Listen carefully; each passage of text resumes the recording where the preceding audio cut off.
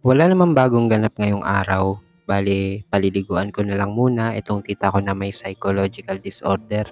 Meron nga din pusa dito na hindi ko naman malaman kung saan nanggaling. Tapos, ayun nga, ang dami na rin tambak na pinaghagisan ng mga pinagkainan ng tita ko.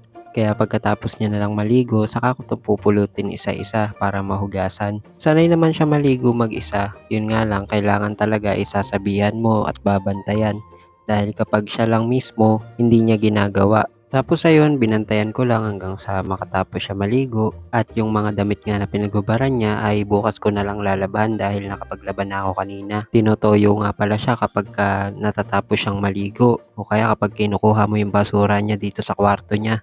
Kaya ang ginawa ko, inabutan ko na lang ng biskwit kahit kakakain lang namin ng tanghalian. Tapos ayun, tinanong ko kung napreskuhan na ba siya at tumango naman siya. Pagkatapos, eto naman si mama yung susunod kong papaliguan.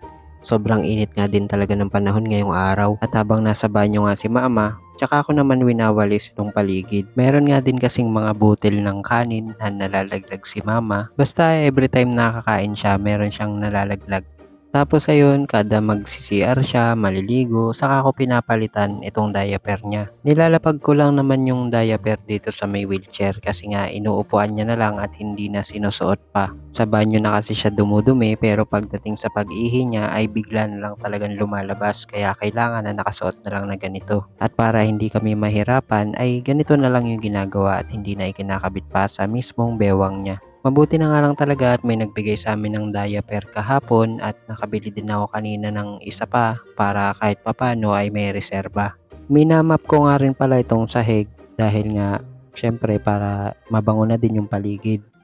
Kasi nga pagka napupuno yung diaper ni mama kung minsan ay tumutulo doon sa may sahig. Pero kanina ay hindi muna ako nagmap gawa nga ng baka mamaya ay madulas siya lalo't galing pa sa banyo na bagong ligo.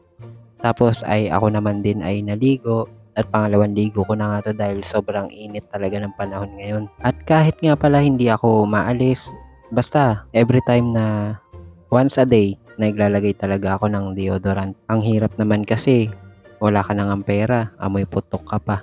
Joke lang. Tapos ito, napreskuhan na kaming lahat pare-pareho at oras naman na para tanggalin ko itong mga sinampay na nilaban ko kanina. Gawa nga ng sa sobrang init ng panahon, mabuti na lang at nakatuyo ako agad. Tapos bukas, ang lalaban ko naman ay ang mga basahan at yung damit ng tita ko na pinaghubaran niya kanina. Bali, ito nga palang tent na ginagamit ko dati ay nasira na nga yung lona kaya naisip ko na lang gawing sampayan para madali na ring makatuyo dahil kalat-kalat nga yung pagsasampay na ginawa ko. Tapos ay dinala ko na dito sa amin para nga matupi na at hindi na ako matambakan pa ng trabaho. Bangong-bango nga pala ako sa mga nilalabhan ko. Ewan ko, siguro napaproud lang ako dahil mabango ako maglaba. Tapos ayun, akala nga ni mama ay basa pa kaya binigay ko sa kanya. At yun nga, na double check niya naman na tuyo na talaga kaya binalik niya ulit sa akin. So yun lang, thank you.